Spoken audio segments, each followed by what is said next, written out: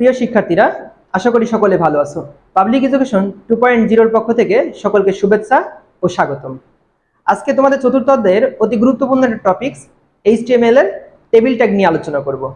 তো টেবিল ট্যাগের উদ্দেশ্যে আমি বোর্ডে কিছু তথ্য লিখে রেখেছি, যেটা মূলত এই প্রশ্নের আলোকেই লাগবে।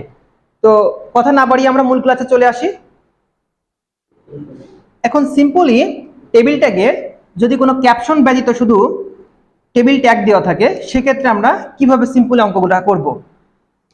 তো এখানে দেখো, টেবিল ট্যাগ করতে গেলে আগে আমাদের মাথায় রাখতে হয় টেবিলের সীমানাটা, এবং তার উপরে যদি কোনো ক্যাপশন থাকে তাহলে ক্যাপশনটা উল্লেখ করা লাগে সর্বপ্রথমে। যেহেতু এখানে কোনো ক্যাপশন নাই, সরাসরি আমরা টেবিলের সীমানা দিয়ে অঙ্ক শুরু করে দিব। তো যেহেতু প্রশ্ন দেওয়া আছে যেমন, উত্তর তেমনই করতে হবে, অর্থাৎ এখানে আলাদা করে আমরা আর ক্যাপশন ইউজ করতে পারবো না। তাহলে ক্যাপশন বাদেই এই অঙ্কটা সলিউশন করতে হবে।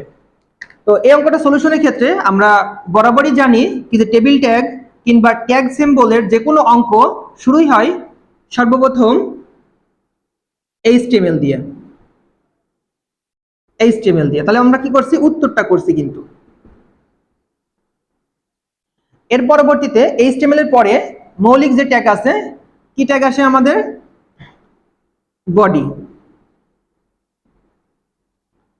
তাহলে HTML নিজে একটা HTML এর ট্যাগ সিম্বল, এরপরে মৌলিক অংশ হচ্ছে বডি, এবং বডির পরে যেহেতু এখানে কোনো ক্যাপশন নাই, তাই সরাসরি আমরা টেবিল বর্ডার চলে যাব। তাহলে যেহেতু বর্ডারের মান, তাই লেখা লাগে টেবিল বর্ডার ইকুয়াল বর্ডারের মান। এখন বর্ডারটা অতি চিকন নাকি কতটা মোটা, এটা মূলত বর্ডারের মান দ্বারা আমরা বুঝতে পারবো।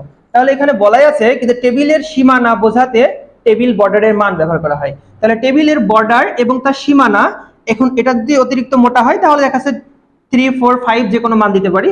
যেহেতু অতি চিকনই দেওয়া আছে, তাই আমরা বর্ডারের মান 1 ধরে নিলাম।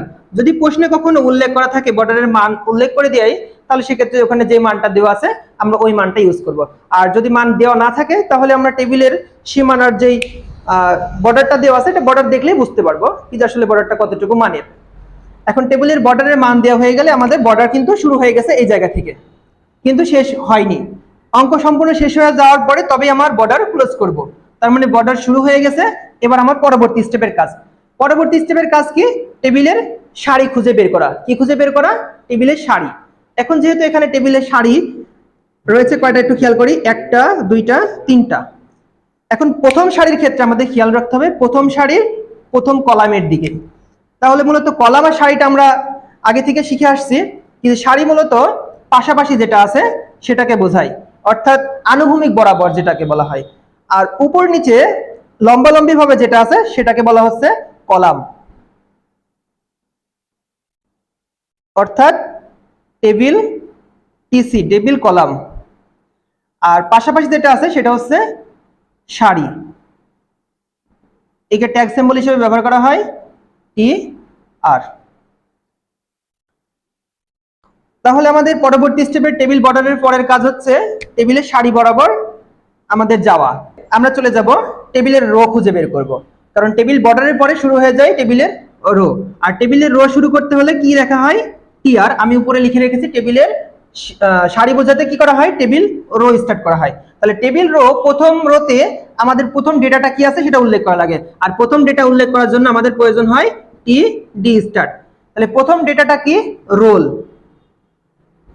তাহলে ডেটা যেহেতু শুরু করেছি, তাহলে প্রথম ডেটা আমাদের ক্লোজ করতে হবে, অর্থাৎ টিডি ক্লোজ। প্রথম ডেটা শেষ হয়ে যাওয়ার পরে দ্বিতীয় ডেটাতে আসবো। তাহলে দ্বিতীয় ডেটার জন্য আবার টিডি স্টার্ট, ডেটা হচ্ছে নেম, টিডি ক্লোজ।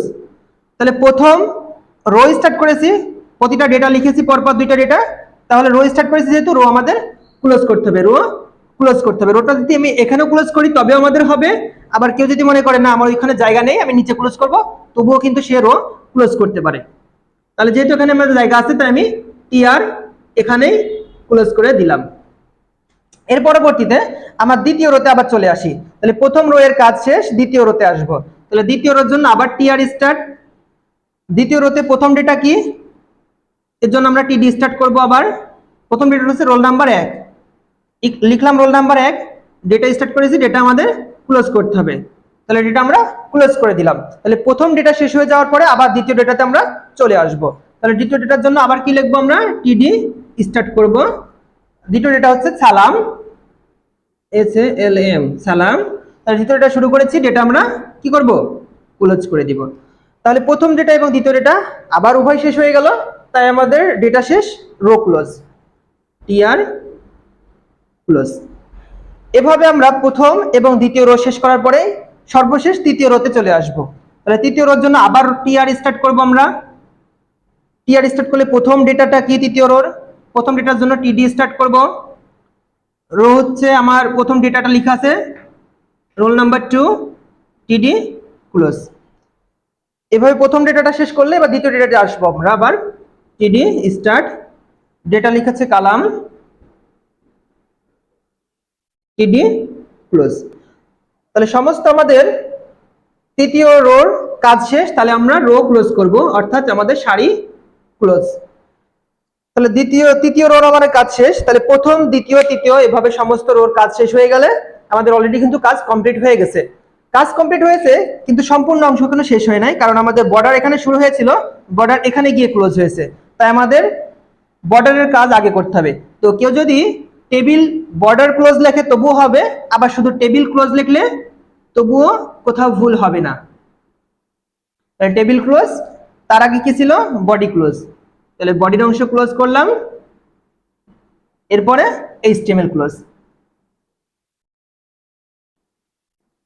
এই তো আমাদের সিম্পলি কোনো টেবিল ট্যাগের ম্যাথ আসলে এভাবে আমরা কমপ্লিট করব। তো কারো যদি প্রয়োজন বোধ মনে করো, তাহলে উপরে যেই টেবিলের ক্ষেত্রে যে মানগুলো আমাদের খুবই প্রয়োজন সেগুলো স্ক্রিনশট নিয়ে রাখতে পারো, পরবর্তীতে অনেক কাজে দিবে। তো আশা করি তোমরা কন্টিনিউয়াসলি আমাদের ক্লাসে ধারাবাহিকভাবে থাকবে। পরবর্তীতে ক্লাসে আবার দেখা হবে, সে পর্যন্ত ভালো থেকো, আল্লাহ হাফেজ।